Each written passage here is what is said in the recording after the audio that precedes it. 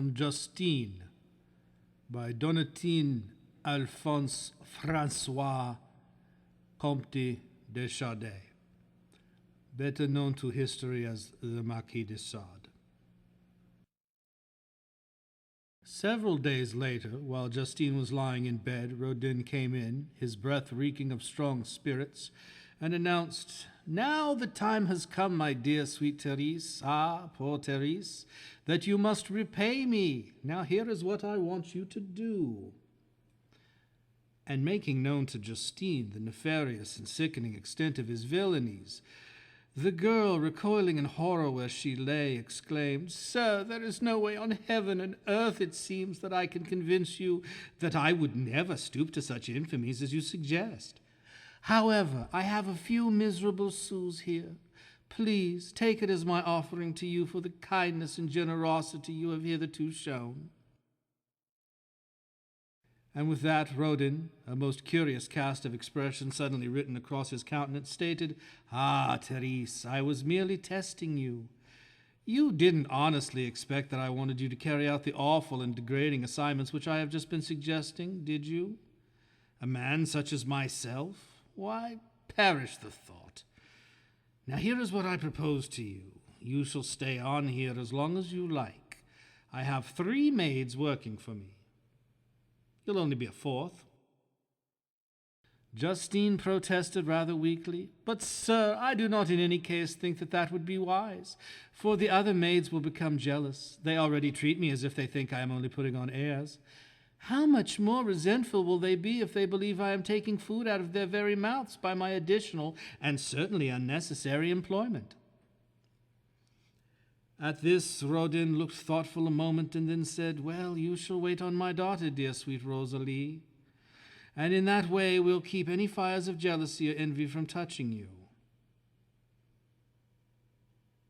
Matter of fact, I can pay you quite handsomely for your services." And with that, Justine was somewhat mollified. Inside of herself, she hoped and prayed there was still some, albeit submerged, shred of decency left in the pious old fraud. She even entertained a fancy she might, if given the opportunity, convert him. However, she was soon disabused of that notion by a conversation she had with Rodin one day on the nature of good and evil. "Do not believe," he began, "that the kind of homage I have rendered to virtue is a proof that I more greatly value virtue, preferring it to vice. Do not imagine it, Therese. You will deceive yourself. Those who, from what I have said to you, would, according to this deduction, support the importance or the necessity of virtue would fall into a great error.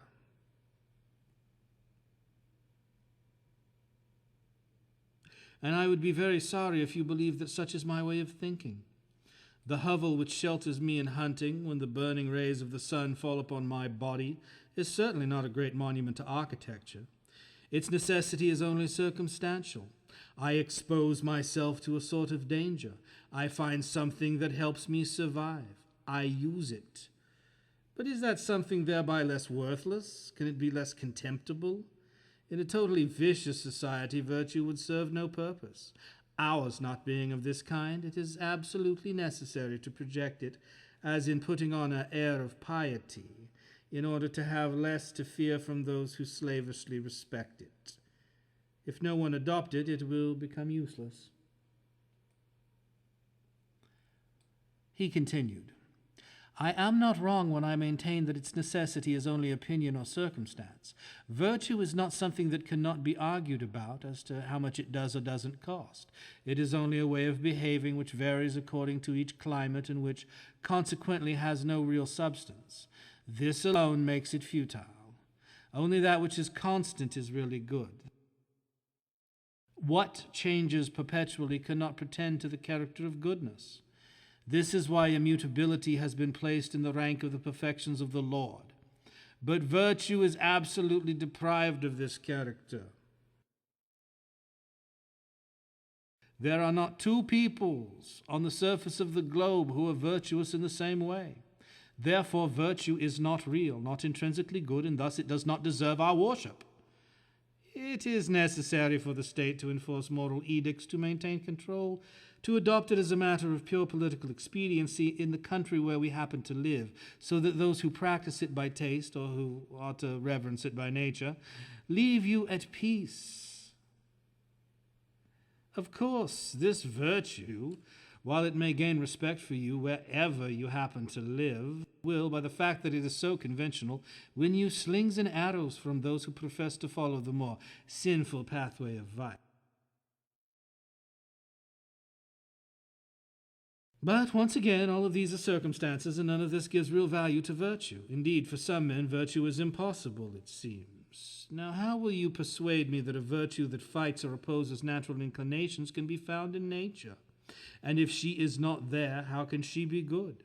Among the men who cannot follow the path of virtue, of course, to them is left only vice as preferable, since it will not be in any way possible for them to satisfy their physical or mental inclinations otherwise.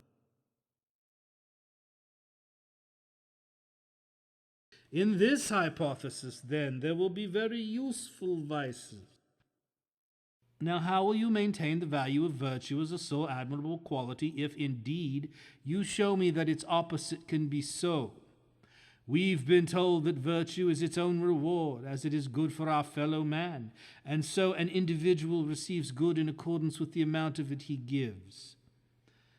This reasoning is only a sophism, for the little good that I receive from others, because of the virtue they slavishly practice, by the obligation to practice it in my turn, I make a million sacrifices which do not compensate me in any way. Receiving less than I give, I make a bad bargain.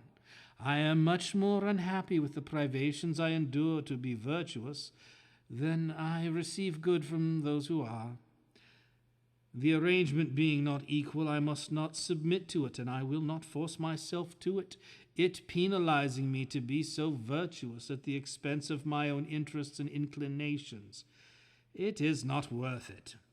Plainly speaking, is it not infinitely better that I give up giving them happiness, if by giving them so much I myself must pay a high price? It's myself suffering harm, now considering the vicious harm I can do others, and they in turn can do to me. Admitting a complete circulation of vices, I certainly risk my own destruction at their hands. I'll admit. But the sorrow experienced by what I risk is compensated by the pleasure of what I do to others. Here then equality is reestablished, and from then on everyone is almost equally happy. What is not sustained and cannot be in a society where some are good and others bad, because it results from this mixture of perpetual snares which do not exist in the other case. In a society of variant types, all interests are diverse. This is the source of an infinity of misfortunes. In the other, more uniform society, all interests are equal. Each individual subject of such a kingdom is endowed with the same tastes, the same inclinations. All walk for the same purpose. All are happy. But fools say to you, evil does not make you happy. No, when it is sure to incense the good, but degrade what you call good, you will reverence only what you had the foolishness to call evil. And all men will have pleasure in committing it, not because it will be permitted. It would sometimes be a reason to diminish its attraction. But it is because the laws will no longer punishment, and they diminish by the fear they inspire the pleasure that nature has placed in crime. I suppose a society where it will be agreed that incest, let us admit this crime as any other, that incest, I say, be a crime. Those who engage in it will be unhappy, because opinion, laws, worship, everything will come to glaze their pleasures. Those who wish to commit it, that evil, and who dare not, according to these restrictions, will be equally unhappy. Thus the law which will proscribe incest will have made only unfortunate ones. That in a neighboring society incest is not a crime. Those who do not desire it will not be unhappy, and those who desire it will be happy. So the society that has enabled this action will be better suited to men than the one that has erected the same action as a crime. It is the same with all the other actions awkwardly considered as criminal. By observing them from this point of view, you make a crowd of unhappy people. By allowing them, no one complains. For he who loves this action does so in peace, and he who does not care or remains in a sort of indifference to it, which is not at all painful, or is compensated for the injury he may have received by a crowd of other lesions, which he in turn beats those he had to complain about.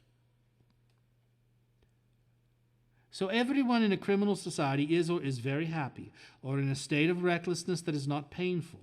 Therefore, nothing good, nothing respectable, nothing is done to render men happy in doing what is called virtue.